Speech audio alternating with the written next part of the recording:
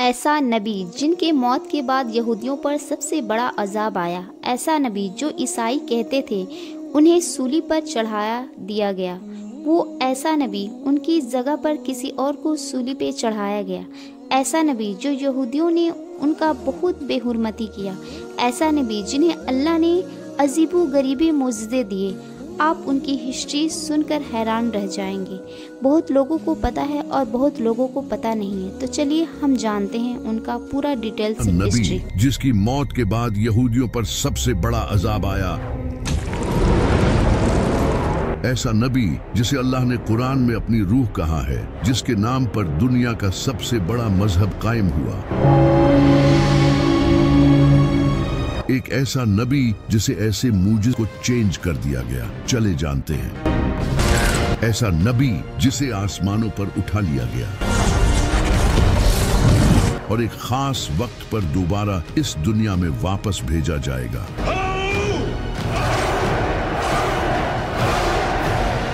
उसका नाम था हजरत ईसा अलैहिस्सलाम।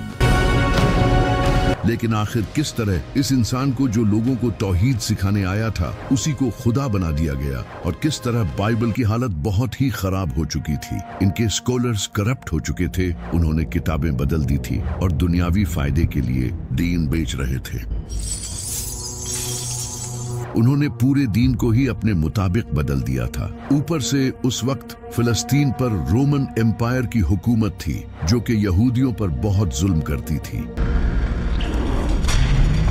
वो इनसे भारी टैक्स लेते थे। इन सब की हालत बहुत खराब थी, लेकिन उनकी किताबों में एक मसीहा के आने का जिक्र था जो उन्हें इस जुल्म से आजाद करेगा। तो उस वक्त यहूदी इस मसीहा का इंतजार करने लगे। वो समझते थे कि इनका ये मसीहा किसी पावरफुल बादशाह या एक वॉरियर की शक्ल में आएगा,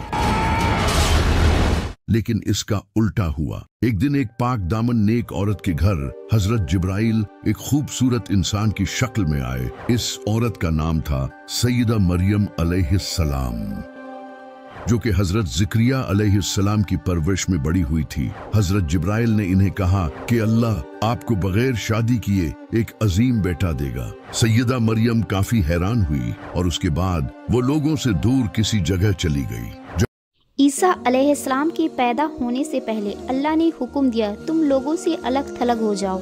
ईसा अलैहिस्सलाम की माँ मरियम अलैहिस्सलाम लोगों से अलग थलग रहने लगी। कुछ दिन गुजरे ही थे कि उन्हें शदीद दर्द हुआ। ये ईसा अलैहिस्सलाम के आने का वक्त था। जब उन्हें शदीद दर्द महसूस होता तो वो एक खजूर के दरख्त के पास चली जाती और कहती, काश इससे पहले मुझे मौत आ जाती। लेकिन तभी गैब से एक आवाज आती कि गम न करो, और तभी उनके नीचे से एक पानी का चश्मा फूट पड़ता, और जब वो दरख्त को हिलाती तो ताज़ा खजूरें गिरती, जिससे उन्हें हौसला मिलता। इन सब के बाद फिर एक दिन हजरत ईसा अलैहिस्सलाम का जन्म हुआ। सैयदा मरियम इन्हें लेकर वापस से बस्ती में लोगों के पास चली गई, लेकिन जैसे ही उन लोगों ने इन्हें इस बच्चे को थामे हुए देखा तो उन्होंने उन पर बुरे इल्जाम लगाना शुरू कर दिए और हर इंसान उन पर चीखने चिल्लाने लगा। ये देखकर सैयदा मरियम परेशान होने लगी, लेकिन तभी अल्लाह की तरफ से एक मोजज़ा हुआ और उनकी गोद में वो बच्चा बोलना शुरू हो गया। ये सुनकर वहाँ सभी लोग खामोश हो गए। उनके चेहरे हैरान और परेशान थे और इससे सैयदा मरियम की पाक दामनी साबित हो गई। इसके बाद सैयदा मरियम ने हजरत ईसा अलैहिस्सलाम की परवरिश की। वो बचपन से ही एक नेक और सादा शरीफ इंसान थे। वो कम खाना खाते थे, सादा कपड़े पहनते थे और अपना ज्यादा वक्त इबादतों में गुजारते थे। वो मिट्टी के परिंदे बनाकर अल्लाह की मदद से उन्हें जिंदा कर देते थे। इनके पास इतना इल्म था कि सिर्फ 12 साल की उम्र में ही वो उस वक्त के बड़े टीचर्स के साथ ऐसी डिबेट्स करते थे कि इनकी अक्ल दंग रह जाती थी। अल्लाह ने इन्हें कई मुजज़े दिए थे। जब हजरत ईसा अलैहिस्सलाम थोड़े बड़े हुए तो उन्होंने अल्लाह का पैगाम लोगों तक पहुंचाना शुरू किया। वो लोगों को तौहीद सिखाने लगे और हजरत मूसा अलैहिस्सलाम के बताए लॉज सिखाने लगे, जिन्हें इन प्रीस्ट ने बदल दिया था, और लोगों को एक दूसरे के साथ अच्छाई करने की तालीम देने लगे। जब लोग इनकी नबूवत पर शक करते तो वो इन्हें मुजज़ा दिखाते। वो अंधों और बहरों को अल्लाह की मदद से बिल्कुल ठीक कर देते थे और मुर्दों को अल्लाह की मदद से जिंदा कर देते करते थे।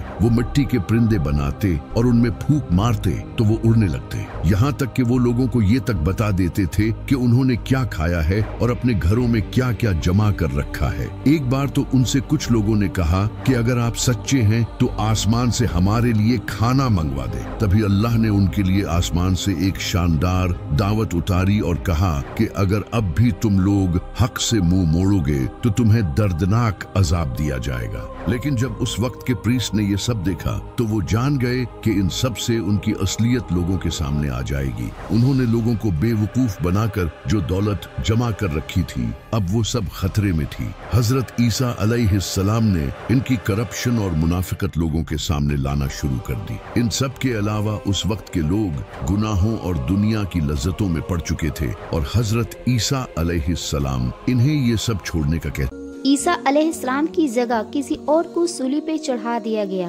और ईसा अलैहिस्सलाम को किसी खास मकसद के लिए उन्हें आसमान पर उठा लिया गया।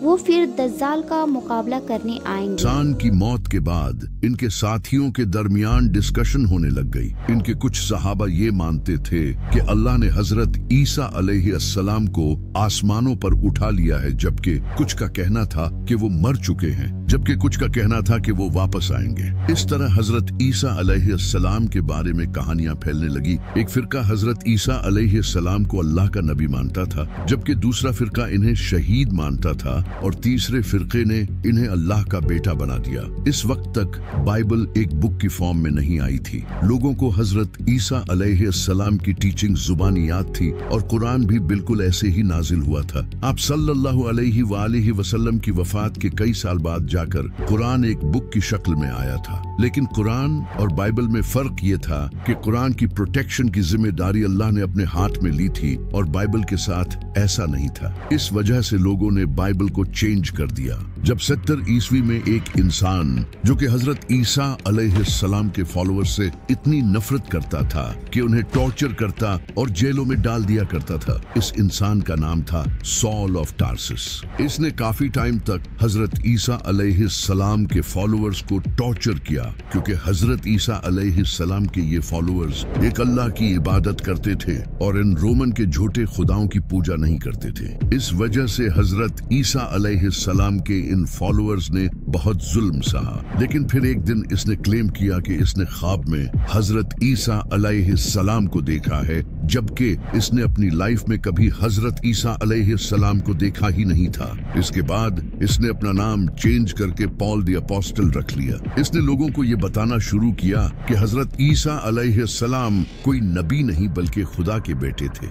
ईसा अलैहिस्सलाम लोगों को हक की तरफ बुलाते थे, मगर लोग इतने अंधे हो चुके थे कि हक बात नहीं सुनते थे। कुछ लोग ईसा अलैहिस्सलाम की बातों पर यकीन करते थे, कुछ लोग नाफरमान में से थे। दुनियावी चीजों को अपनाया और हक बात को झुठला दिया। लेकिन उन्होंने हक को छोड़कर दुनिया को चुना और हजरत ईसा अलैहिस्सलाम की बात नहीं मानी। लोगों ने भी हजरत ईसा अलैहिस्सलाम के ये सब मूजिज़े देखने के बाद भी उनसे और मूजिज़ों की डिमांड की। हजरत ईसा अलैहिस्सलाम इनकी बातों से बहुत गुस्सा हुए कि इन सब मूजिज़ों के बाद भी तुम्हारे दिल हक को तस्लीम नहीं कर रहे, क्योंकि यहूदियों को ये लगता था कि उनका ये मसीहा एक पावरफुल बादशाह की सूरत में बड़ी फौज लेकर उन्हें बचाने आएगा।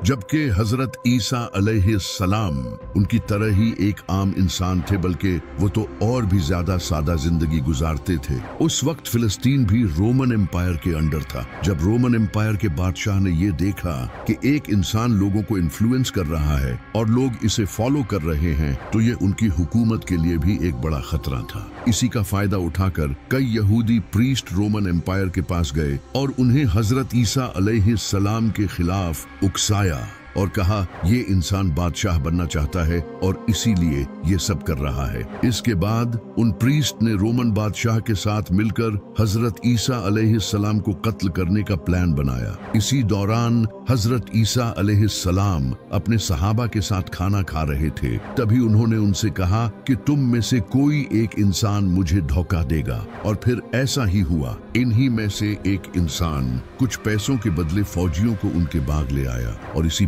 पॉइंट पर अल्लाह ने हजरत ईसा अलैहिस्सलाम को आसमानों पर उठा लिया और एक सेम उन जैसा इंसान उनके सामने कर दिया, जिसके बारे में बहुत से स्कॉलर्स का कहना है कि ये वही इंसान था जिसने हजरत ईसा अलैहिस्सलाम को धोखा दिया था, जबकि कुछ का कहना है कि ये हजरत ईसा अलैहिस्सलाम के सहाबियों में से था और अल्लाह ने इसे इस सब्र के बदले जन्नत का वादा किया था। लेकिन इस सब के बाद यहूदियों ने इस इंसान को बुरी तरह टॉर्चर किया, उसे बाजार में जख्मी हालत में घुमाया और उसे गालियां दी और उसके ऊपर एक लकड़ी का बना क्रॉस लाद दिया। इसके बाद उस क्रॉस पर उसके हाथ और पांव में कीलें ठोक दी और उस इंसान को जान से मार दिया गया। इसके बाद आसमान काला पड़ गया और एक खतरनाक जलजला आया।